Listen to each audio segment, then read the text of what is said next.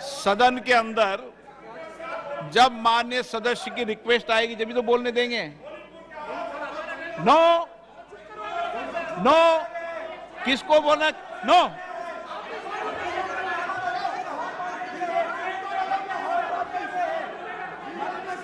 आप इनको चुप कराएंगे।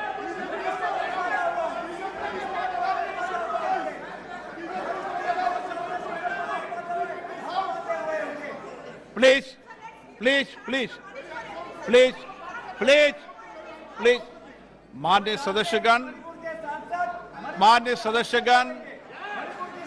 जो कुछ भी जिस तरीके का बर्ताव और जिस तरीके का व्यवहार माननीय सदस्य कर रहे हैं, ये सदन के लिए उचित नहीं है। पूर्व में भी हम ये अपेक्षा करते हैं कि किसी कांग्रेस दल के नेता हैं यहां पर, संसदीय भाषा में बोले, मर्यादा भाषा में बोले। संसद हमारी लोकतंत्र की सर्वोच्च संस्था है। देश अपेक्षा करता है कि बोलते समय हमें संयमित बोलना चाहिए, मर्यादित बोलना चाहिए और संसदीय मर्यादाओं के आचरण के तहत बोलना चाहिए। लेकिन मुझे व्यक्तिगत रूप से भी दुख है, पूरे सदन को दुख है, बोलते समय हमें मर्यादित आचरण की व्यवस्था करनी चाहिए। इस विषय पर माननीय संसदीय कार्य मंत्री जी ने व्यवस्था का प्रश्न उठाया था 353 के रूल के तहत भी, और उसके तहत भी मैं उसकी व्यवस्था माननीय प्रधानमंत्री जी के भाषण के बाद दूंगा। लेकिन फिर मैं अपेक्षा करता हूं कि देश के प्रधानमंत्री हमारे सदन के नेता हैं। मेरी सबसे अपेक्षा है कि हम सबको माननीय प्रधानमंत्री जी को सुनना चाहिए। आप सबको मैंने पर्याप्त समय, पर्याप्त अवसर दिया है। मैं अपेक्षा करता हूं कि हम सब सदन की उच्च मर्यादाओं, परंपराओं को कायम रखेंगे और माननीय प्रधानमंत्री जो सदन के नेता है उनकी बात सुनेंगे। माननीय प्रधानमंत्री जी।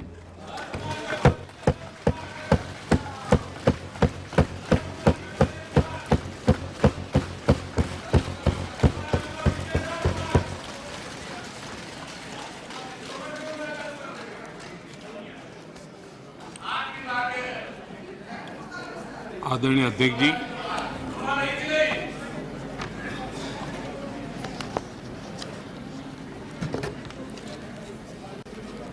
पिछले 3 दिवस से अनेक वरिष्ठ महानुभाव, आदरणीय सदस्यों ने अपने विचार व्यक्त किए हैं।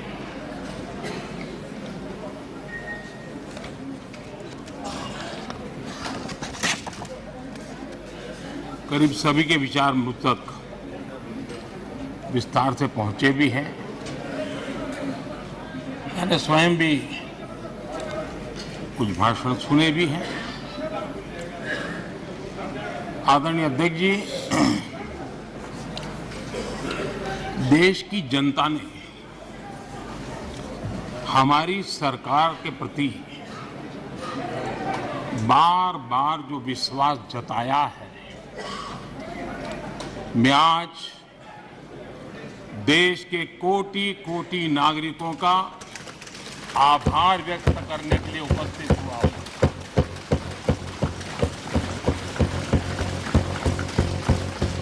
और अध्यक्ष जी कहते हैं भगवान बहुत दयालु है और भगवान की मर्जी होती है कि वो किसी न किसी के माध्यम से अपनी इच्छा की पूर्ति करता है, किसी न किसी को माध्यम बनाता है। मैं इसे भगवान का आशीर्वाद मानता हूं कि ईश्वर ने विपक्ष को सुझाया और वो प्रस्ताव लेकर आए।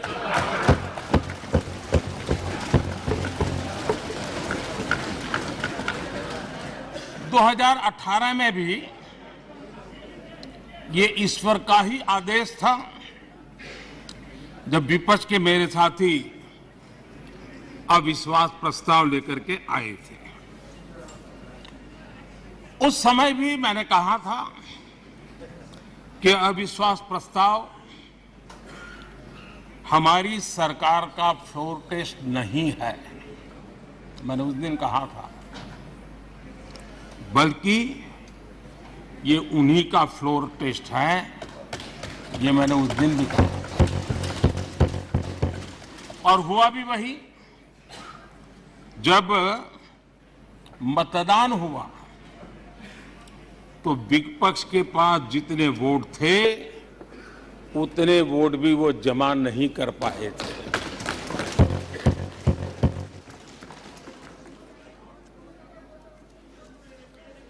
और इतना ही नहीं,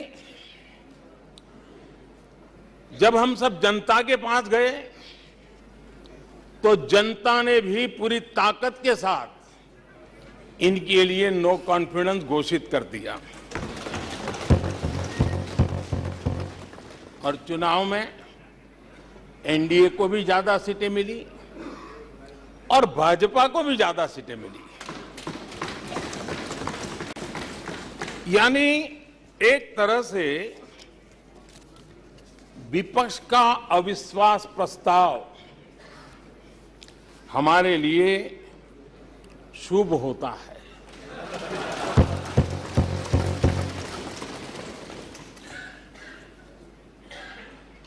और मैं आज देख रहा हूं कि आपने तय कर लिया है कि एनडीए और बीजेपी 2024 के चुनाव में पुराने सारे रिकॉर्ड तोड़ करके भव्य विजय के साथ जनता के आशीर्वाद से वापस आएंगे। आदरणीय अध्यक्ष जी, विपक्ष के प्रस्ताव पर यहां 3 दिनों से अलग अलग विषयों पर काफी चर्चा हुई है। अच्छा होता कि सत्र की शुरुआत के बाद से ही विपक्ष ने गंभीरता के साथ सदन की कार्यवाही में हिस्सा लिया होता। बीते दिनों इसी सदन ने और हमारे दोनों सदन ने जनविश्वास bill, mediation bill, dental commission bill, आदिवासियों के लिए जुड़े हुए bill, digital data protection bill, national research foundation bill, coastal aquaculture से जुड़ा बिल, ऐसे कई महत्वपूर्ण बिल यहां पारित किए। और ये ऐसे बिल थे जो हमारे फिशरमैन के हक के लिए थे और उसका सबसे ज्यादा लाभ केरल को होना था। और केरल के सांसदों से ज्यादा अपेक्षा थी कि ऐसे बिल पर तो अच्छे ढंग से हिस्सा लेते, लेकिन राजनीति उन पर ऐसी हावी हो चुकी है कि उनको फिशरमैन की चिंता नहीं है। यहां नेशनल रिसर्च फाउंडेशन का बिल था, देश की युवा शक्ति के आशा आकांक्षाओं के लिए एक नई दिशा देने वाला बिल था। हिंदुस्तान को एक साइंस पावर के रूप में भारत कैसे उभरे, वैश्विक दीर्घदृष्टि के साथ सोचा गया था। उससे भी आपका इतराज।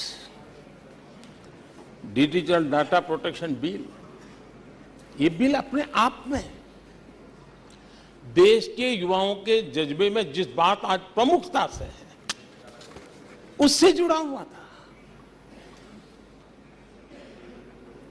आने वाला समय टेक्नोलॉजी ड्रिवन है। आज डाटा को एक प्रकार से सेकंड ऑयल के रूप में, सेकंड गोल्ड के रूप में माना जाता है। उस पर कितनी गंभीर चर्चा की जरूरत थी, लेकिन राजनीति आपके लिए प्राथमिकता थी। कई ऐसे बिल थे जो गांव के लिए, गरीब के लिए, दलित के लिए, पिछड़ों के लिए, आदिवासी के लिए, उनके कल्याण की चर्चा करने के लिए थे, उनके भविष्य के साथ जुड़े हुए थे। लेकिन इसमें इन्हें कोई रुचि नहीं है। देश की जनता ने जिस काम के लिए उनको यहां भेजा है, उस जनता का भी विश्वासघात किया गया है।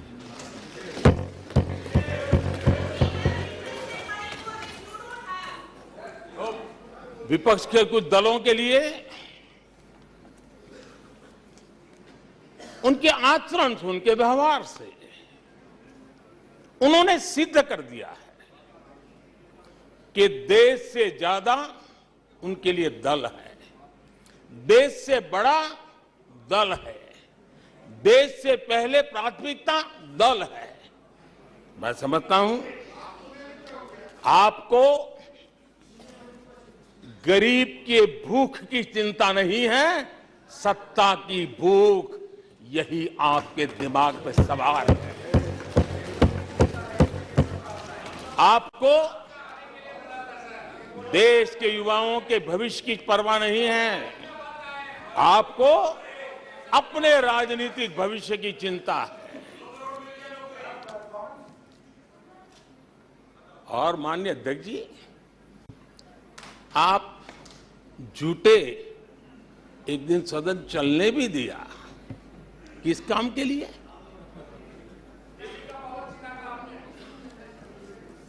आप झूठे तो अविश्वास प्रस्ताव पर झूठे, और अपने कट्टर भ्रष्ट साथी उनकी शर्त पर मजबूर होकर के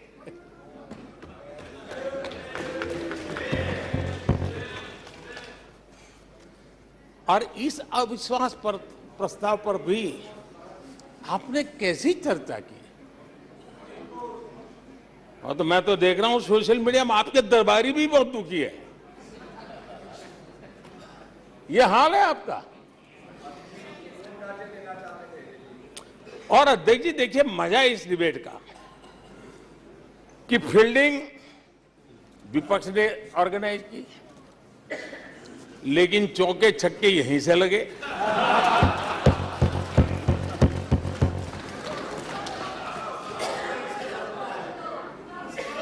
और विपक्ष नो कॉन्फिडेंस मोशन पे नो बॉल नो बॉल पर ही करता आगे चलता जा रहा है। इधर से सेंचुरी हो रही है, उधर से नो बॉल हो रहे हैं।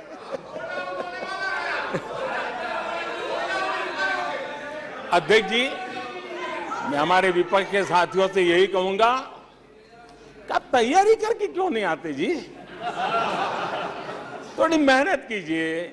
और मैंने 5 साल दिया आपको मेहनत करने के लिए। 18 में कहा था कि 23 में आप आना, जरूर आना। 5 साल भी नहीं कर पाए आप लोग। क्या हाल है आप लोगों का, क्या दारिद्र्य है।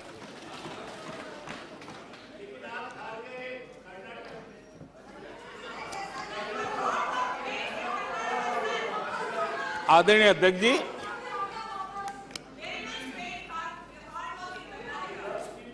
विपक्ष के हमारे साथियों को दिखास की, छपास की बहुत इच्छा रहती है, पर स्वाभाविक है। लेकिन आप ये मत भूलिए कि देश भी आपको देख रहा है। आपके एक एक शब्द को देश गौर से सुन रहा है। लेकिन हर बार देश को आपने निराशा के सिवाय कुछ नहीं दिया है। और विपक्ष के रवैये पर भी मैं कहूंगा, जिनके खुद के बही खाते बिगड़े हुए हैं, जिनके बही खाते खुद के बिगड़े हुए हैं, वो भी हमसे हमारा हिसाब लिए फिरते हैं। माननीय अध्यक्ष जी, इस अविश्वास प्रस्ताव में कुछ चीजें तो ऐसी विचित्र नजर आई जो न पहले कभी सुना है, न देखा है, न कभी कल्पना की है। सबसे बड़े विपक्षी दल के नेता को बोलने की सूची में नाम ही नहीं था।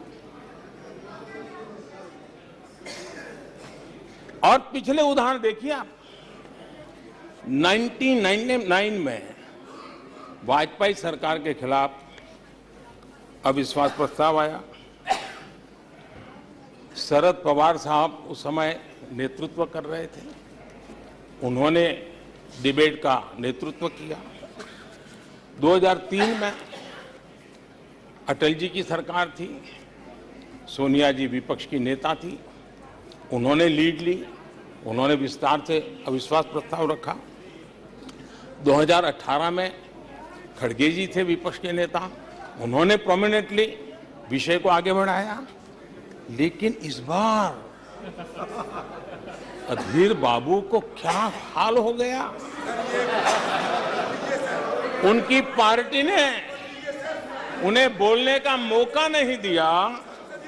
ये तो कल अमित भाई ने बहुत जिम्मेवारी के साथ कहा कि भाई अच्छा नहीं लग रहा है, और आपकी उदारता थी कि उनका समय समाप्त हो गया था तो भी आपने उनको आज मौका दिया। लेकिन गुड़ का गोबर कैसे करना उसमें ये माहिर है।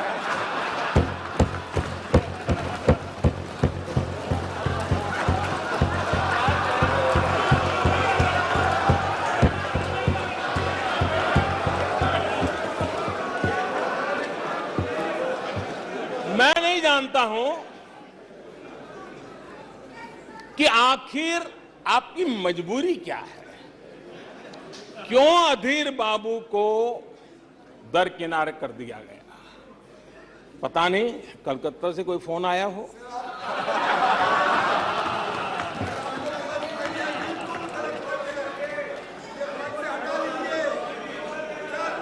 और कांग्रेस बार बार उनका अपमान करती है। कभी चुनावों के नाम पर उन्हें अस्थायी रूप से फ्लोर लीडर से हटा देते हैं। बिट्टू जी,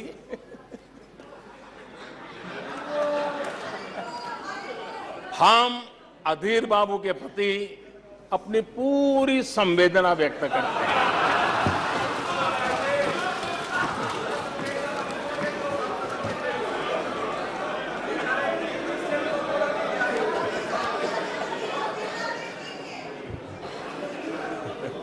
सूरज जी जरा जोर से हंस लीजिए।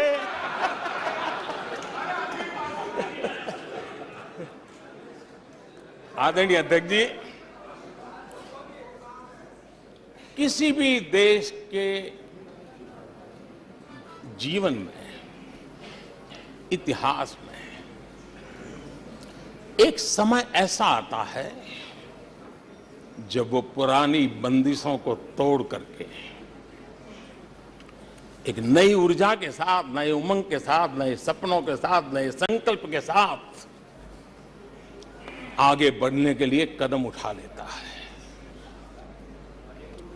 21वीं सदी का ये कालखंड, और मैं बड़ी गंभीरता से इस पवित्र लोकतंत्र के मंदिर में बोल रहा हूं और लंबे अनुभव के बाद बोल रहा हूं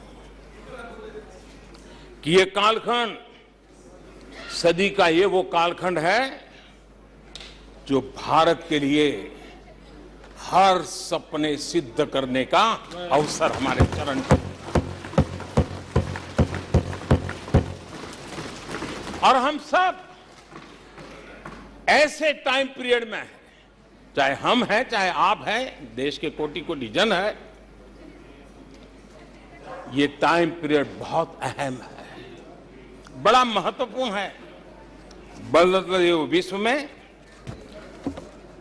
और मैं इन शब्दों को भी बड़े विश्वास से कहना चाहता हूं कि ये कालखंड जो घड़ेगा उसका प्रभाव इस देश पर आने वाले 1000 साल तक रहने वाला है। 140 करोड़ देशवासियों का पुरुषार्थ इस कालखंड में अपने पराक्रम से, अपने पुरुषार्थ से अपनी शक्ति से, अपने सामर्थ्य से जो करेगा, वो आने वाले 1000 साल की मजबूत नींव रखने वाला है। और इसलिए इस कालखंड में हम सबका बहुत बड़ा दायित्व है, बहुत बड़ी जिम्मेवारी है। और ऐसे समय हम सबका एक ही फोकस होना चाहिए, देश का विकास, देश के लोगों के सपनों को पूरा करने का संकल्प, और उस संकल्प को सिद्धि तक ले जाने के लिए जी जान से जुट जाना, यही समय की मांग है। 140 करोड़ देशवासी, इन भारतीय समुदाय की सामूहिक ताकत हमें उस ऊंचाई पर पहुंचा सकती है। हमारे देश की युवा पीढ़ी का सामर्थ्य, आज विश्व ने उनका लोहा माना हुआ है, हम उन पे भरोसा करें। ये हमारी युवा पीढ़ी भी जो सपने देख रही हैं, वो सपनों को संकल्प के साथ सिद्धि तक पहुंचाने का सामर्थ्य रखती हैं। और इसलिए माननीय अध्यक्ष जी, 2014 में 30 साल के बाद देश की जनता ने पूर्ण बहुमत की सरकार बनाई और 2019 में भी उस ट्रैक रिकॉर्ड को देख करके उनके सपनों को संजोने का सामर्थ्य कहां है, उनके संकल्पों को सिद्ध करने की ताकत कहां पड़ी है, वो देश भली भांति पहचान गया। और इसीलिए 2019 में फिर एक बार हम सबको सेवा करने का मौका दिया और अधिक मजबूती के साथ दिया। आदरणीय अध्यक्ष जी, इस सदन में बैठे हुए प्रत्येक व्यक्ति की जिम्मेदारी है कि वो भारत के युवाओं के सपनों को, उनकी महत्वाकांक्षाओं को, उनकी आशा अपेक्षा के मुताबिक वो जो काम करना चाहता है उसके लिए हम अवसर दें। सरकार में रहते हुए हमने भी इस दायित्व को निभाने का भरपूर प्रयास किया है। हमने भारत के युवाओं को घोटालों से रहित सरकार दी है।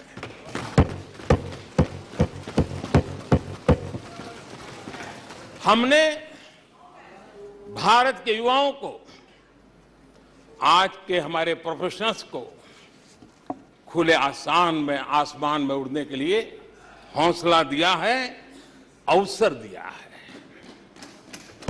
हमने दुनिया में भारत की बिगड़ी हुई साख, उसको भी संभाला है और उसे फिर एक बार नई ऊंचाइयों पर ले गए हैं।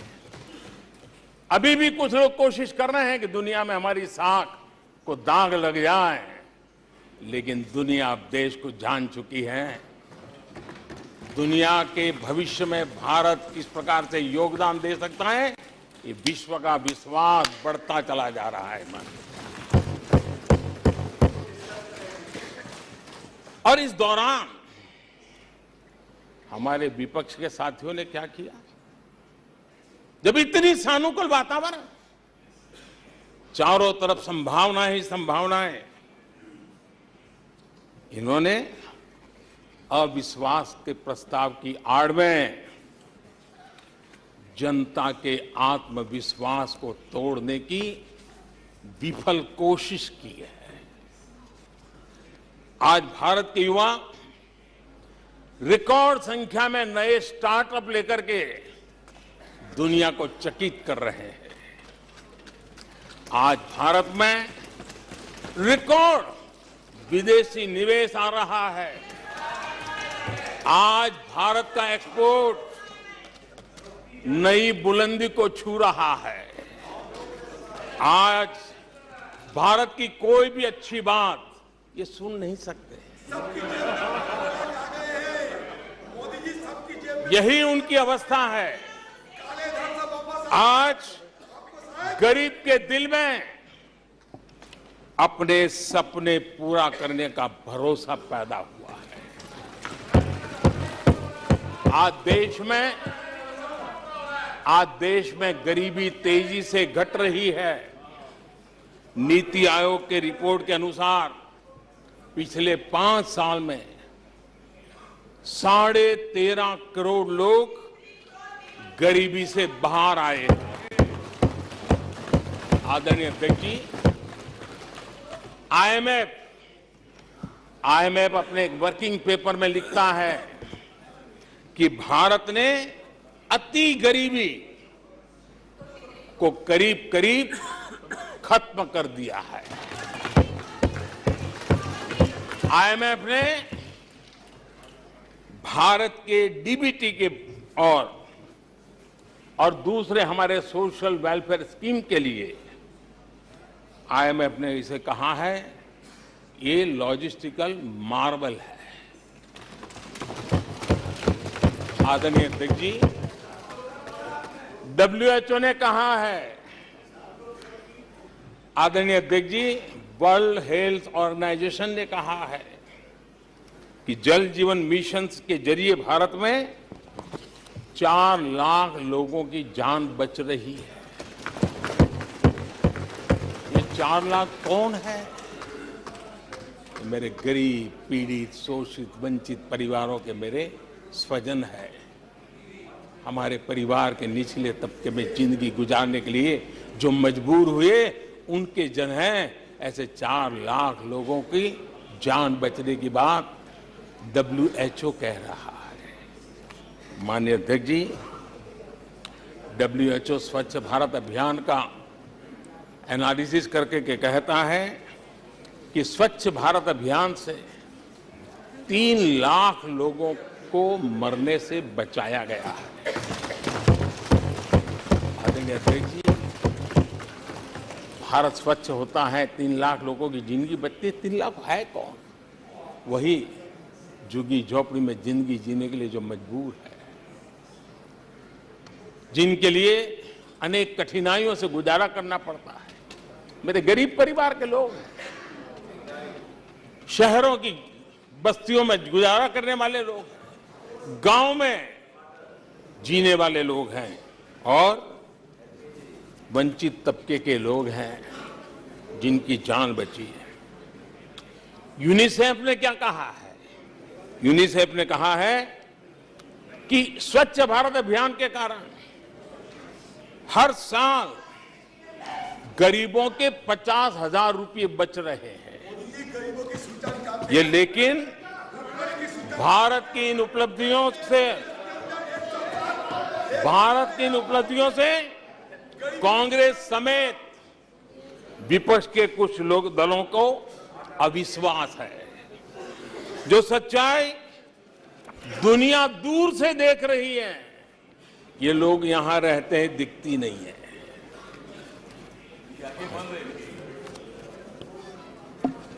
आदरणीय अध्यक्ष जी, अविश्वास और घमंड इनकी रगों में रस बस गया है। वे जनता के विश्वास को कभी देख नहीं पाते हैं। अब ये जो शुतुरमुर्ग अप्रोच है, इसके लिए तो देश क्या कर सकता है? आदरणीय अध्यक्ष जी, जो पुरानी सोच वाले लोग रहते हैं, वो सोच से सहमत नहीं है, लेकिन वो कहते हैं कि देखो भाई, जब कुछ शुभ होता है, कुछ मंगल होता है, घर में भी कोई अच्छा होता है, बच्चे भी कोई अच्छे कपड़े पहनता है, जरा साफ सुथरा होता है, तो काला टीका लगा देते हैं। आज देश का जो मंगल हो रहा है चारों तरफ, देश की जो चारों तरफ वाहवाही हो रही है, देश का जो जय जयकार हो रहा है, तो मैं आपका धन्यवाद करता हूं कि काले टीके के रूप में काले कपड़े में निकल के सदन में आकर के आपने इस मंगल को भी सुरक्षित करने का काम किया है। इसके लिए भी मैं आपका धन्यवाद करता हूं।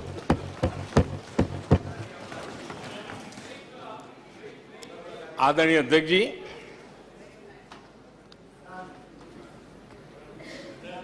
पिछले 3 दिन से भी हमारे विपक्ष के साथियों ने जी भर करके डिक्शनरी खोल खोल करके जितने अपशब्द मिलते हैं ले आए, जितने अपशब्दों का उपयोग कर सकते हैं भरपूर, पता नहीं कहां कहां से ले आते हैं। लेकिन अच्छा है, थोड़ा मन का गुबार उनका निकल गया होगा, थोड़ा मन हल्का हुआ होगा, इतने अपशब्द बोल दिए हैं तो। और वैसे तो ये लोग मुझे दिन रात कोसते रहते हैं, उनकी ये फितरत है। और उनके लिए तो सबसे प्रिय नारा क्या है? मोदी तेरी कब्र खुदेगी। मोदी तेरी कब्र खुदेगी, मोदी तेरी कब्र खुदेगी, ये इनकी पसंदीदा नारा है। लेकिन मेरे लिए इनकी ये गालियां, ये अपशब्द, ये अलोकतांत्रिक भाषा, मैं उसका भी टॉनिक बना देता हूं।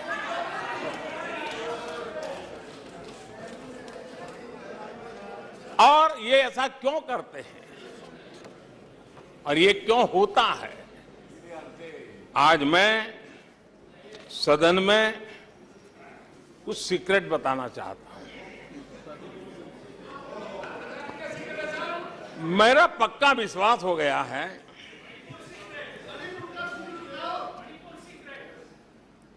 कि विपक्ष के लोगों को एक सीक्रेट वरदान मिला हुआ है। हाँ,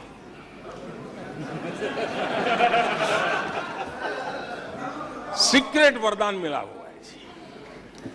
और वरदान ये कि ये लोग जिसका बुरा चाहेंगे उसका भलाई ही होगा।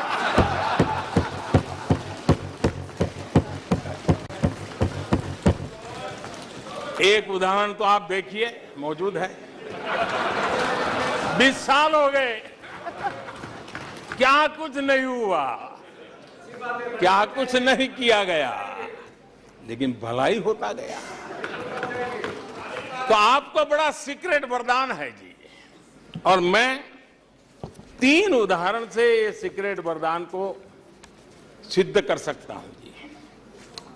आपको ध्यान होगा कि इन लोगों ने कहा था बैंकिंग सेक्टर के लिए, बैंकिंग सेक्टर डूब जाएगा, बैंकिंग सेक्टर तबाह हो जाएगा, देश खत्म हो जाएगा, देश बर्बाद हो जाएगा, न जाने क्या क्या कहा था। और बड़े बड़े विद्वानों को विदेशों से ले आते थे, उनसे कहलवाते थे, ताकि उनकी बात कोई न माने तो शायद उनकी मान ले। हमारे बैंकों की सेहत को लेकर के भांति भांति की निराशा, अफवाह फैलाने का काम इन्होंने पुरजोश किया। और जब इन्होंने बुरा चाहा बैंकों का, तो हुआ क्या? हमारी public sector banks net profit 2 गुने से ज्यादा हो गया। इन लोगों ने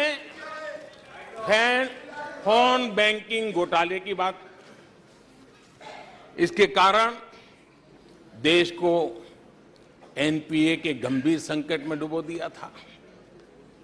बीते दिनों की बात हो रही है, लेकिन आज जो उन्होंने एनपीए का अंबर लगा के गए थे, उसको भी पार कर करके हम एक नई ताकत के साथ निकल चुके हैं।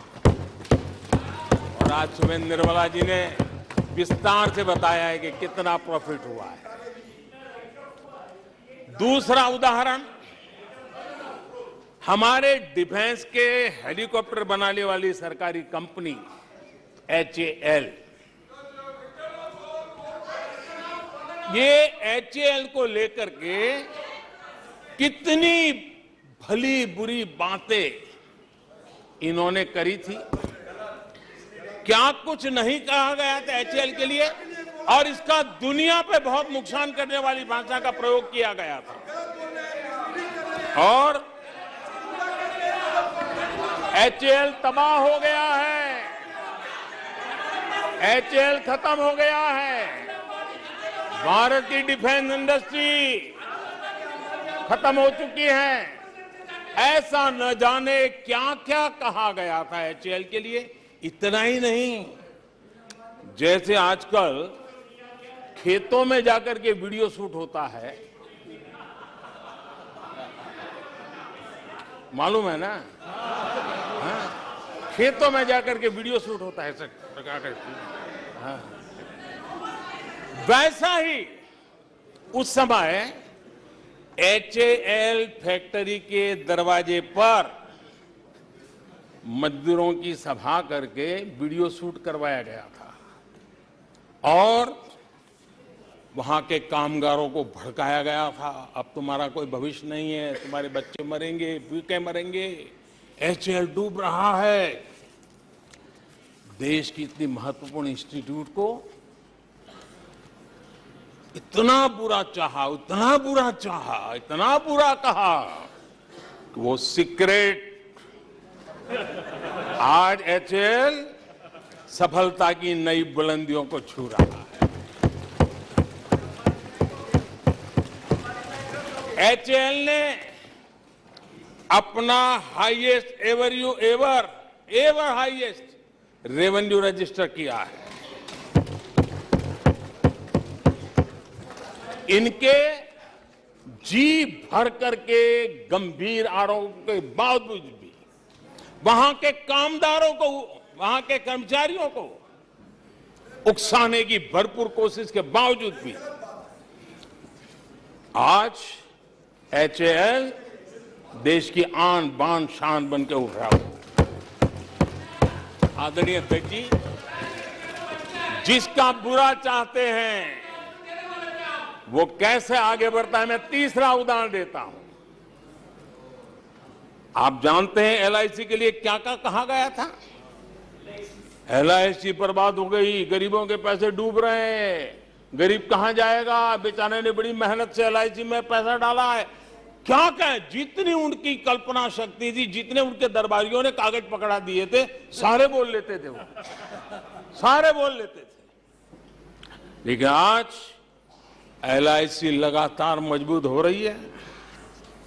शेयर मार्केट में रुचि रखने वाले को भी ये गुरु मंत्र है कि जो सरकारी कंपनियों को ये लोग गाली देना, आप उसमें दांव लगा दीजिए साहब, अच्छा ही होने वाला है।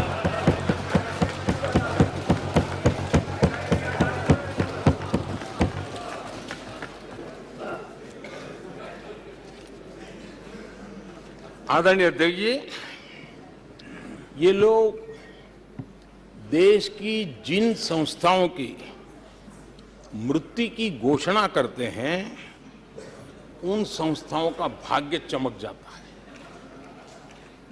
और मुझे विश्वास है कि ये जैसे देश को कोसते हैं, लोकतंत्र को कोसते हैं, मेरा पक्का विश्वास है देश भी मजबूत होने वाला है, लोकतंत्र भी मजबूत होने वाला है, और हम तो होने ही वाले हैं। आदरणीय अध्यक्ष जी, ये वो लोग हैं जिन्हें देश के सामर्थ्य पर विश्वास नहीं। इन लोगों को देश के परिश्रम पर विश्वास नहीं है, देश के पराक्रम पर विश्वास नहीं है। कुछ दिन पहले मैंने कहा था कि हमारी सरकार के अगले टर्म में, तीसरे टर्म में, भारत दुनिया की तीसरी टॉप अर्थव्यवस्था बनेगा।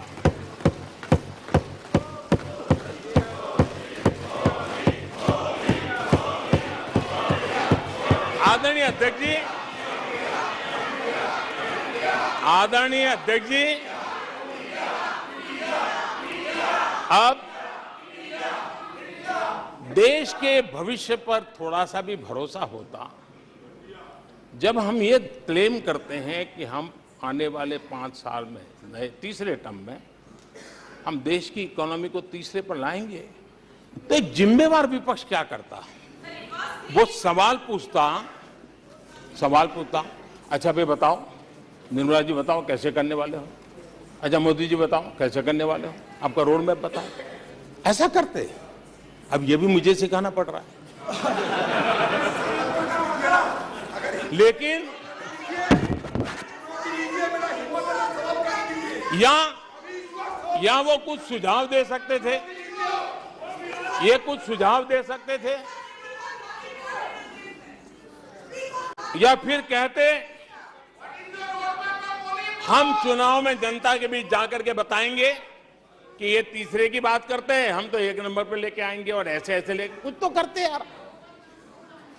लेकिन हमारे विपक्ष की त्रासदी ये है, और उनके राजनीतिक विमर्श पर गौर कीजिए। कांग्रेस के लोग क्या कह रहे हैं? अब देखिए कितना कल्पना दारिद्र्य है। इतने सालों तक सत्ता में रहने के बाद भी क्या अनुभवताहीन बातें सुनने को मिल रही है जी। क्या कहते हैं ये कहते हैं इस लक्ष्य तक पहुंचने कुछ करने की जरूरत नहीं, ऐसे ही होने वाला है तीसरे नंबर पे। बताओ,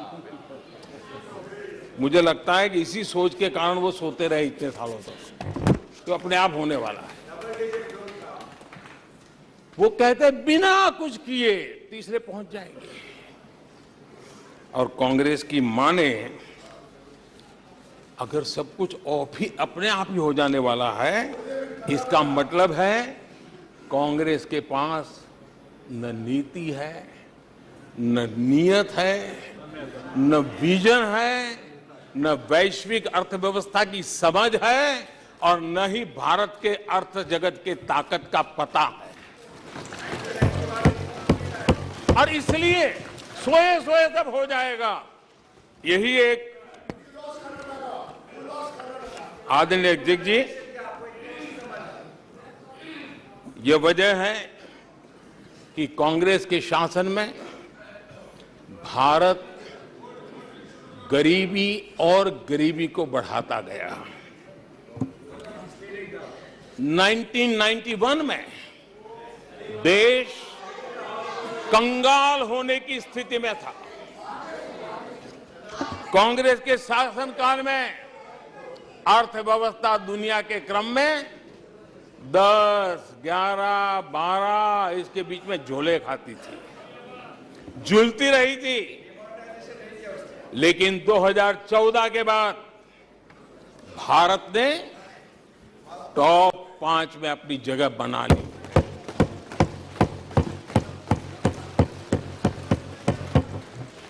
कांग्रेस के लोगों को लगता होगा कि ये कोई जादू से लकड़ी से हुआ है, लेकिन मैं आज सदन को बताना चाहता हूं माननीय अध्यक्ष, रिफॉर्म, परफॉर्म एंड ट्रांसफॉर्म एक निश्चित आयोजन, प्लानिंग और कठोर परिश्रम की पराकाष्ठा, और इसी की वजह से आज देश इस मुकाम पर पहुंचा है। और ये प्लानिंग और परिश्रम की निरंतरता बनी रहेगी। आवश्यकता अनुसार उसमें नए रिफॉर्म होंगे, और परफॉर्मेंस के लिए पूरी तरह ताकत को लगाया जाएगा, और परिणाम ये होगी कि हम तीसरे नंबर पर पहुंच के रहेंगे। आदरणीय अध्यक्ष जी, देश का विश्वास मैं शब्दों में भी प्रकट करना चाहता हूं, और देश का विश्वास है कि 2028 में आप जब अविश्वास प्रस्ताव लेके आएंगे, तब ये देश पहले 3 में होगा। ये देश का विश्वास है।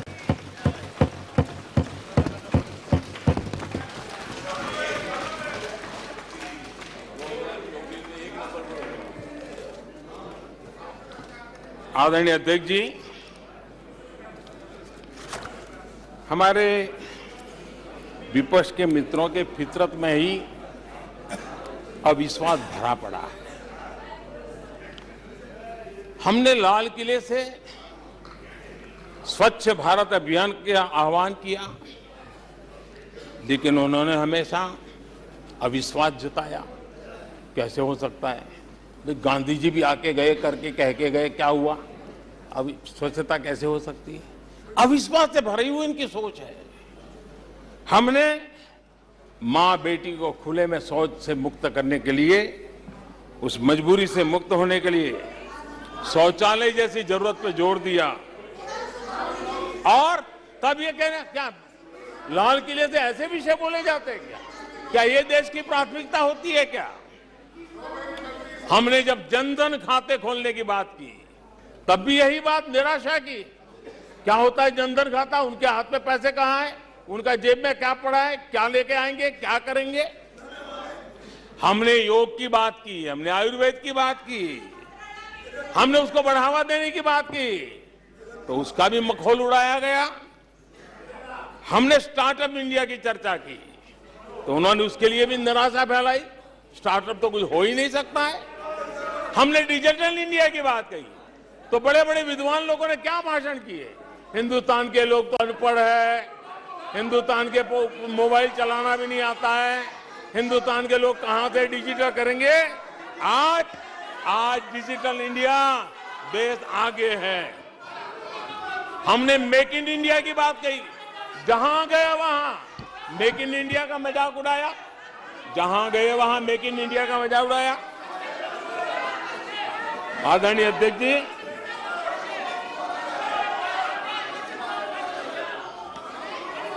कांग्रेस पार्टी और उनके दोस्तों का इतिहास रहा है कि उन्हें भारत पर, भारत के सामर्थ्य पर कभी भी भरोसा नहीं रहा है। भाषण पूरा नहीं हुआ, आदरणीय अध्यक्ष जी, और ये विश्वास किस पर करते थे? मैं जरा आज सदन को याद दिलाना चाहता हूं। पाकिस्तान सीमा पर हमले करता था, हमारे यहां आए दिन आतंकवादी भेजा जाता था, और उसके बाद पाकिस्तान हाथ ऊपर करके मुकर जाता था, भाग जाता था, बोले हमारी तो कोई जिम्मेवारी नहीं है, कोई जिम्मा लेने को तैयार नहीं होता था। और इनका पाकिस्तान से ऐसा प्रेम था कि वो तुरंत पाकिस्तान की बातों पर विश्वास कर लेते थे। पाकिस्तान कहता था कि आतंकी हमले होते रहेंगे और बातचीत भी होती रहेगी। इन्हें यहां तक कहते हुए पाकिस्तान कह रहा है तो सही कहता होगा, ये इनकी सोच रही है।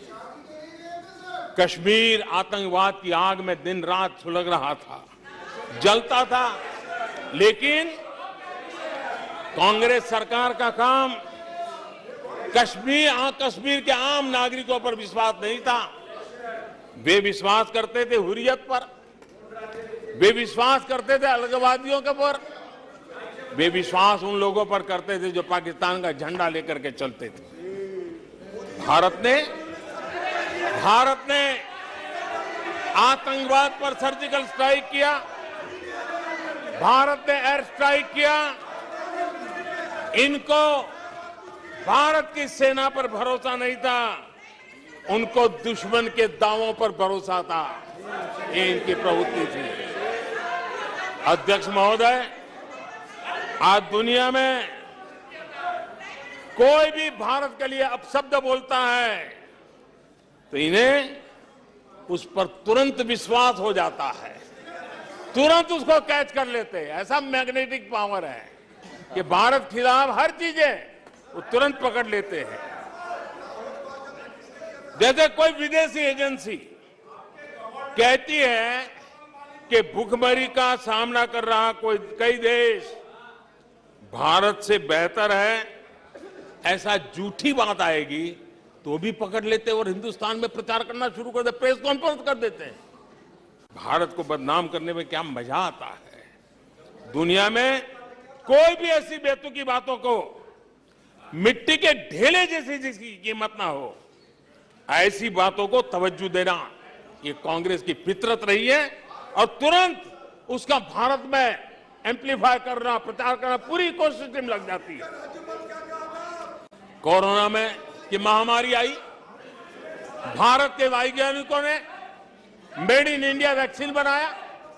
उन्हें भारत के वैक्सीन पर भरोसा नहीं, उनको भारत के वैक्सीन पर भरोसा नहीं, विदेशी वैक्सीन पर भरोसा, ये इनकी सोच रही।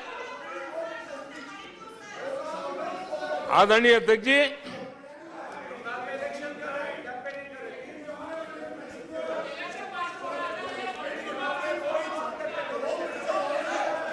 देश के कोटि कोटि नागरिकों ने भारत के वैक्सीन पर विश्वास जताया।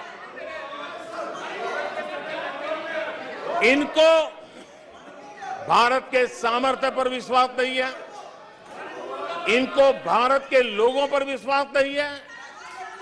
लेकिन इस सदन को मैं बताना चाहता हूं, इस देश का भी, भारत के लोगों का कांग्रेस के प्रति नो कॉन्फिडेंस का भाव बहुत गहरा है। कांग्रेस के प्रति नो कॉन्फिडेंस का भाव बहुत गहरा है भारत के लोगों में। कांग्रेस अपने घमंड से इतनी चूर हो गई है, इतनी भर गई है कि उसको जमीन दिखाई तक देती नहीं है। आदरणीय अध्यक्ष जी, देश के कई हिस्सों में कांग्रेस को जीत दर्ज करने में अनेक दशक लग गए हैं। तमिलनाडु में कांग्रेस की आखिरी बार 1962 में जीत हुई थी।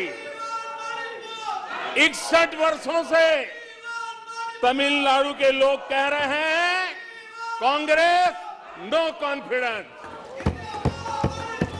तमिलनाडु के लोग कह रहे हैं कांग्रेस। पश्चिम बंगाल में उन्हें आखिरी बार जीत 1972 में मिली थी। पश्चिम बंगाल के लोग 51 सालों से कह रहे हैं कांग्रेस कांग्रेस। उत्तर प्रदेश और बिहार और गुजरात कांग्रेस आखिरी 1985 में जीती थी। पिछले 38 वर्षों से वहां के लोगों ने कांग्रेस को कहा है, वहां के लोगों ने कांग्रेस को कहा है। त्रिपुरा में उन्हें आखिरी बार 1988 में जीत मिली थी। 35 वर्षों से त्रिपुरा के लोग कांग्रेस को कह रहे हैं कांग्रेस कांग्रेस। ओडिशा में कांग्रेस को आखिरी बार 1995 में जीत नसीब हुई थी। यानी ओडिशा में भी 28 वर्षों से कांग्रेस को एक ही जवाब दे रहा है। उड़ीसा कह रहा है नो कॉन्फिडेंस कांग्रेस। माननीय प्रधानमंत्री जी, नागालैंड में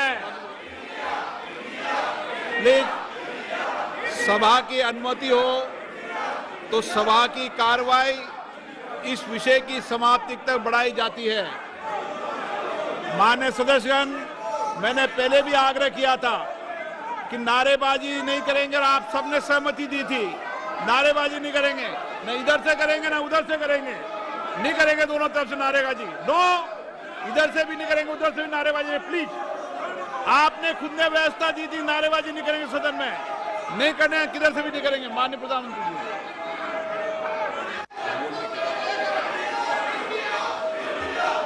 आदरणीय अध्यक्ष जी, नागालैंड में कांग्रेस की आखिरी जीत 1988 में हुई थी। यहां के लोग भी 25 वर्षों से कह रहे हैं कांग्रेस कांग्रेस। दिल्ली, आंध्र प्रदेश और पश्चिम बंगाल में तो एक भी विधायक खाते में नहीं है। जनता ने कांग्रेस के प्रति बार बार नो कॉन्फिडेंस घोषित किया है। आदरणीय अध्यक्ष जी, मैं आज इस मौके पर ये आपके काम की बात बताता हूं, आपके काम की बात बताता हूं, आपकी भलाई के लिए बोल रहा हूं, आपकी भलाई के लिए बोल रहा हूं।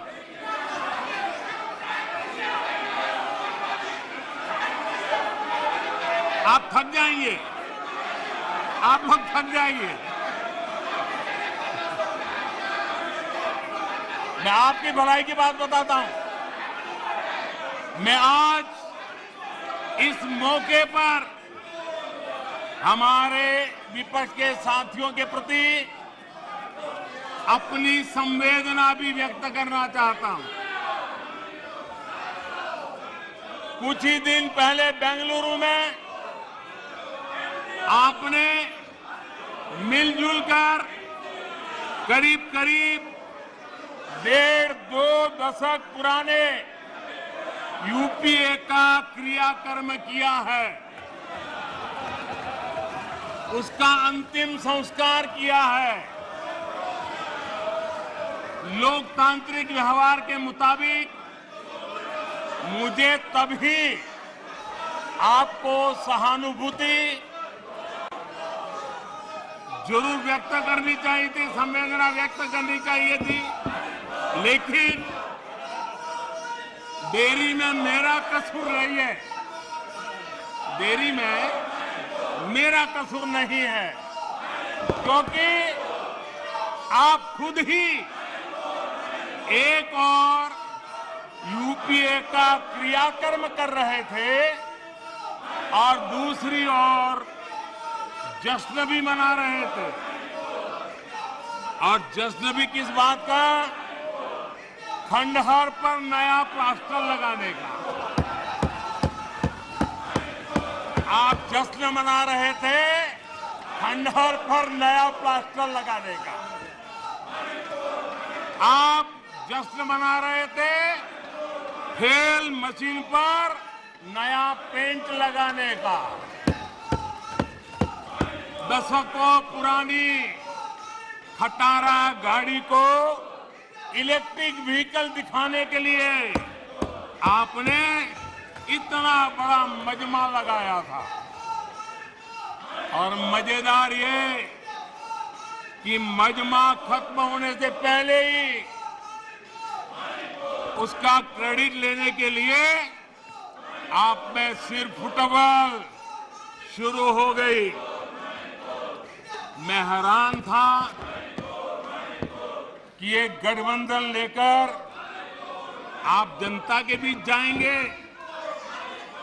मैं विपक्ष के साथियों को कहना चाहता हूं, आप जिसके पीछे चल रहे हो, आप जिसके पीछे चल रहे हो, उसको तो इस देश की जबान, इस देश की संस्कार की समझ ही नहीं बची है। पीढ़ी दर पीढ़ी ये लोग लाल मिर्च और हरी मिर्च का फर्क नहीं समझ पाए।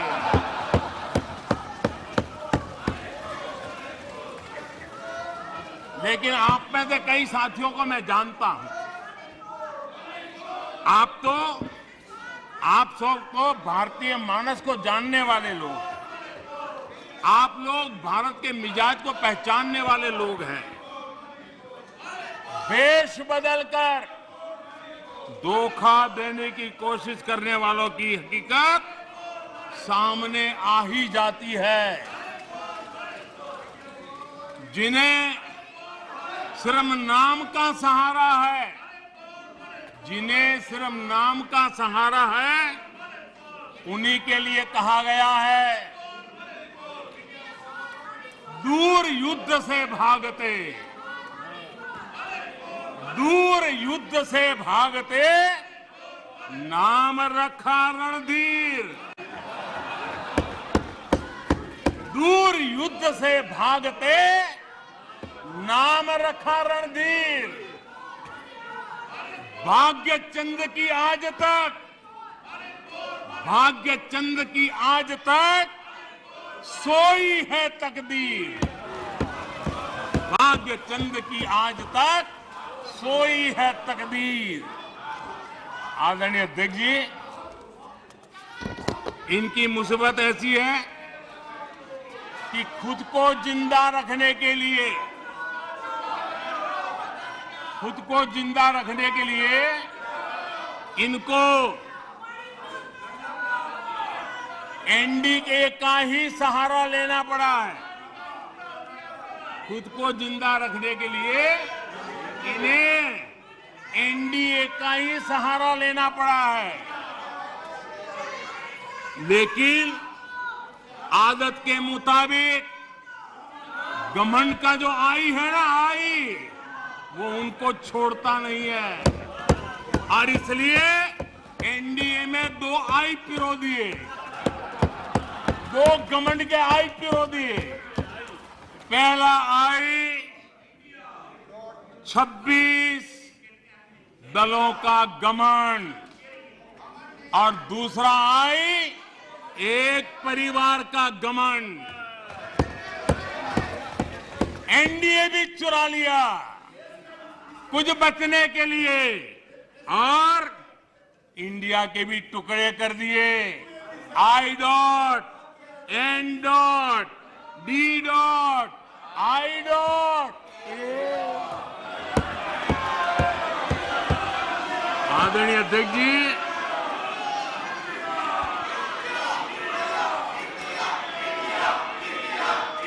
जरा हमारे डीएमके के भाई सुन ले, जरा कांग्रेस के लोग भी सुन ले। अध्यक्ष महोदय, यूपीए को लगता है कि देश के नाम का इस्तेमाल करके अपनी विश्वसनीयता बढ़ाई जा सकती है, लेकिन कांग्रेस के सहयोगी दल, कांग्रेस के अटूट साथी, तमिलनाडु सरकार में एक मंत्री 2 दिन पहले ही ये कहा है, तमिलनाडु सरकार के एक मंत्री ने कहा है, इंडिया उनके लिए कोई मायने नहीं रखता, इंडिया उनके लिए कोई मायने नहीं रखता।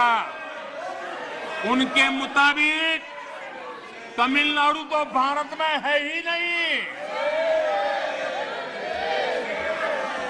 आदरणीय अध्यक्ष जी, आज मैं गर्व के साथ कहना चाहता हूं, तमिलनाडु वो प्रदेश है, तमिलनाडु वो प्रदेश है जहां हमेशा देशभक्ति की धाराएं निकली है। तमिलनाडु वो प्रदेश है जहां हमेशा देशभक्ति की धाराएं निकली है। जिस राज्य ने हमें राजा जी दिए, जिस राज्य ने हमें कामराज दिए, जिस राज्य ने हमें एमजीआर दिए,